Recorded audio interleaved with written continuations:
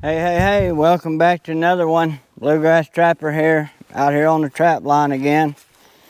And this back here where I caught a double in a couple videos ago. Like we had a track, a K9 track, something almost got caught last night. But over here we got a DP guarding this trail, and that's the second possum I took out of that DP. Just small ones. Them little bitty ones are what steals your bait. They're too light to set off the pan, so they just do what they want and steal the bait. I got tired of sheep's wool being pulled out. Set that there, and that second one is polluted with them back here, and they'll eat a lot of turkey eggs in the spring. So good to get them out of here. Wanted to show you all that. Y'all stay with me. A little bit further up the trap line, we got another possum in the DP. That's what they're here for. Get these nest predators. And it's working. A lot of times these DPs, I'll go ahead and get them out before I dispatch them so they don't make a mess right there.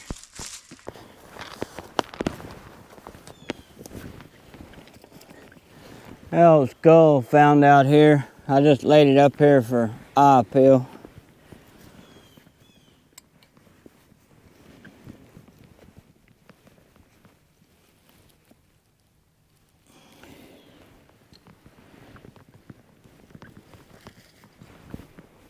DPs are very easy and effective.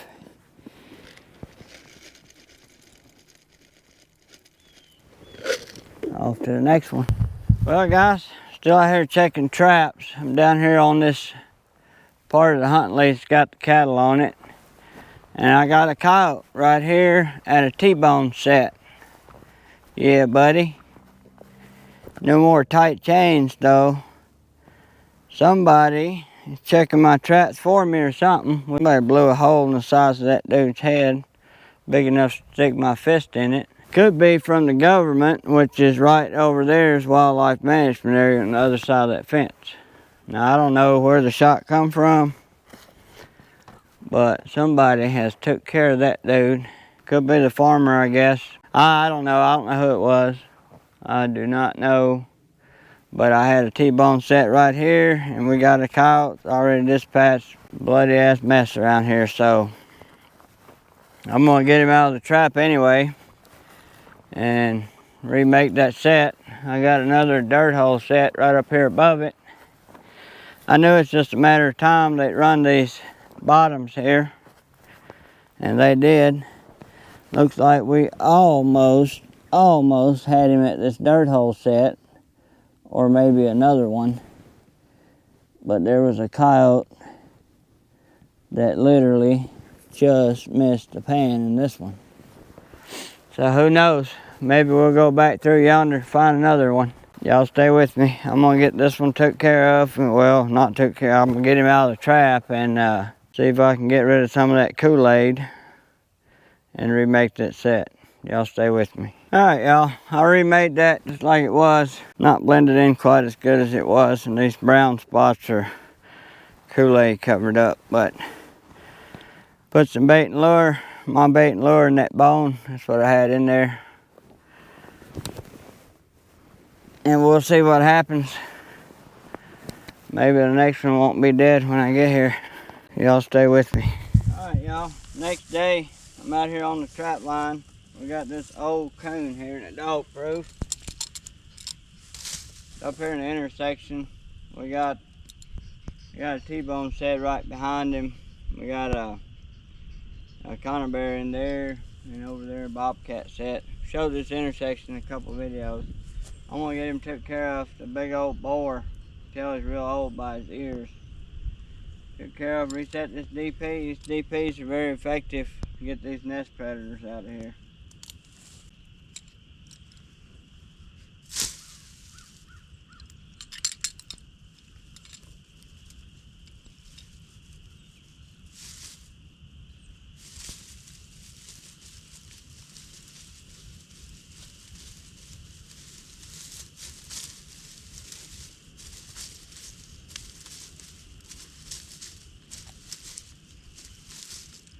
I think that's about where it's at. This area's getting pretty opened up, but that's okay. Coons, I don't ever worry about much of hiding anything.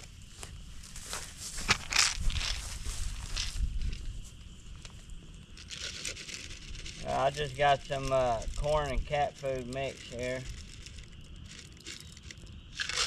You can smear a little lure on here if you want it, but been getting them. Y'all stay with me. Move on down the line. Just took care of that coon right there. Turn my camera down this way. I see a coyote bouncing right here in this next opening, this cornfield. A little bit cooler last night. It's going to be hot today, about 70 degrees, but looks like it's cool enough last night. Got these predators moving. Don't matter. They got to move anyway. That's the prettiest dog I caught all year, as far as fur goes. Pretty nice looking coyote right there, y'all. Really nice deep catch right here. Couldn't be deeper. Still pressing down on the pan. And all this was the T-bone set I had here. The same spot I caught the bobcat in, I think a video or two ago. So very effective. All it is just an opening in this cornfield right here between two sections of cornfield. And we got an opening up there we got set up where we caught the coon a minute ago, and then right here. So yeah, buddy, I'm gonna get this one took care of and still got lots to check. Y'all stay tuned. All right, y'all, hopefully the wind's not too bad. I'm gonna go ahead and remake this real quick. Can't find the original T-bone that was here. It's a possibility it's under some of this old loose hay looking stuff, but sometimes you'll have a second coyote. Could have easily been two of them and the other one took the T-bone. That happens quite often. This is a female and the male may have took off with it. I like to clean that trap off a little bit and snap it off once at least. Knock any loose stuff off of it.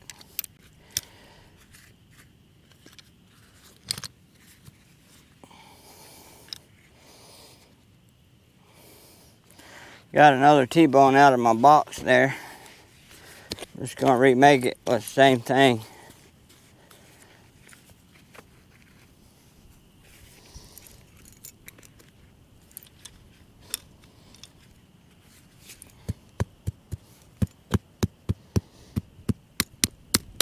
It's worked twice, maybe it'll work again.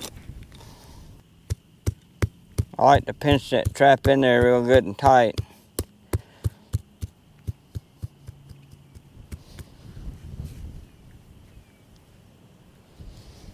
Feels pretty tight to me.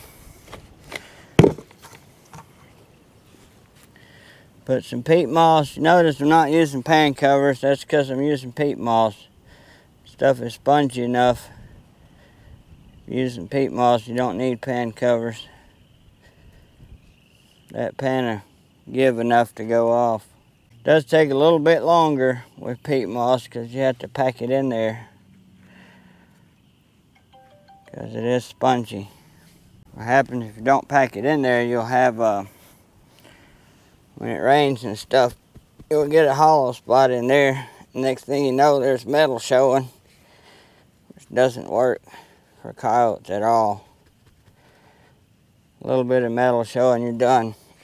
When it comes to coyotes. Pack it in there real nice.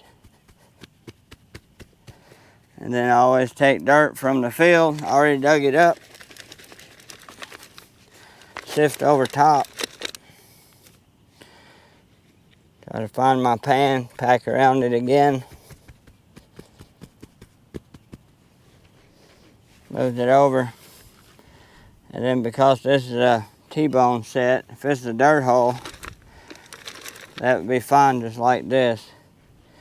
Because it's a T-bone set, I like to kind of blend it in a little bit. If there's stuff around here to do it with.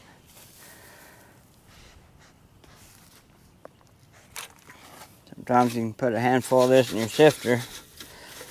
Any little stuff will fall out. You don't want to put too many big things on there. Clog it up. Just somewhat, a little bit. It don't have to be perfect. There's nothing in there that'll clog it up. Then I'll go back about probably 10 inches. Drive in my T-bone. Something like that. I'll put some of this loose stuff around the back, just a little, but no backing other than that. It's about 2 inches tall. It's shorter than the T-bone, but that's enough to make them come on this side of it. This is the nicest place to walk over here. And they like to circle it too. They like to be able to circle it. So that's okay, let them circle it. As long as they come on this side, eventually you'll catch them. Something big back there, they'll stay back from it. They won't even come close enough to get caught. All right, that's the set right there, other than bait and lure. Bait and lure it up and we'll be done. I think on this one, put my lure in the hole on a little sheep's wool.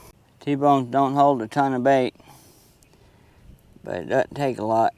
Like that, it's in there, good enough. Put my lure, Coyote cocaine. I'm gonna smear some of that right there on top. That's gonna make them want to pee on it too. I've caught them hind foot caught many times where they was trying to pee on it instead of eating it. You never know what they're gonna do when they come up here. They might want to eat it, they might not. But if they don't want to eat it, why not get them to pee on it and give you another chance? Put a little bit of Vixen elixir right on the front of this. If I can get it out of this little bottle. I'm gonna kind of put it down there on my bait. There, that's a done deal. Ready for another coyote. Just like that. Y'all stay with me. Got a sleeping possum up here. He's not really sleeping. Back foot caught. That's a tyranny set. Track with 2 holes punched in, some lure. Got a dirt hole set right there. That's where I caught the bobcat. One bobcat here a while back. Getting these nest predators out of here. Move on down the line, y'all stay with me. All right, folks, still out here on the trap line. Hoping y'all can hear because it's windier than the dickens right here. And I found this old pond bank right here. The pond's pretty much dried up. There's a bank runs all the way across. There's a big dip right there. There's trails coming out both ends.